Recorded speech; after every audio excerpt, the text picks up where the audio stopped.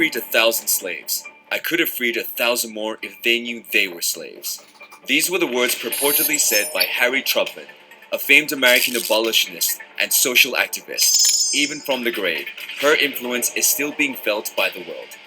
Slavery may have officially ended on December 8, 1865, through the adoption of the 13th Amendment. But did it ever truly end? Slavery is all around us, inculcated by schools, perpetuated in offices, and permeated throughout the very fabric of our society.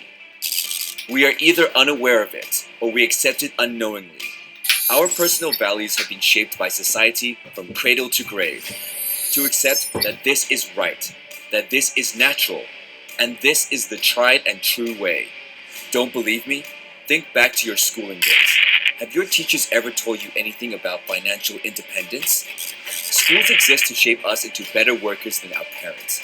That is an education system designed to hold us back and to whip us into submission. Have you ever wondered why it rubs some teachers the wrong way when you ask them questions?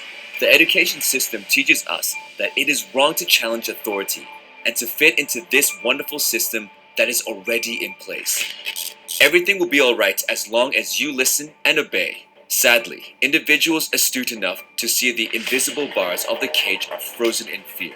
They see an insurmountable obstacle to overcome: the economy, and the elites behind it with their powerful machination. The disparity of wealth between the rich and poor is growing wider and wider.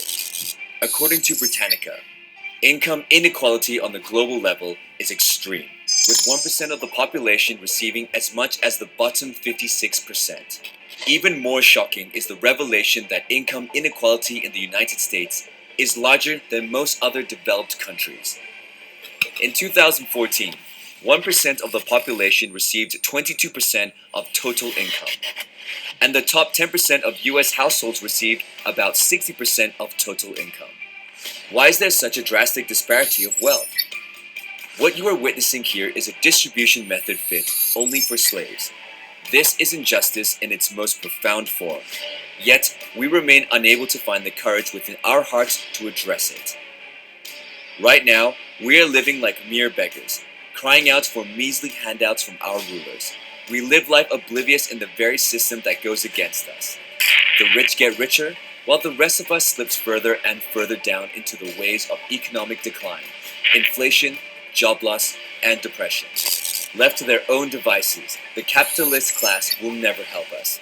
And the reason for that is simple: because they have no incentive to help us. Employers only pay us enough for us to stick around and work. It is not the responsibility of your employer to make you rich. Only you can find your own path to success. The time has come to rid our minds of any negative thoughts and reclaim our self-worth. The first step to liberating ourselves is by liberating our minds. And this can only happen when revolutionaries come together in a safe space to discuss, improve, build on, and propagate the ideas of freedom. Welcome to HyperNation.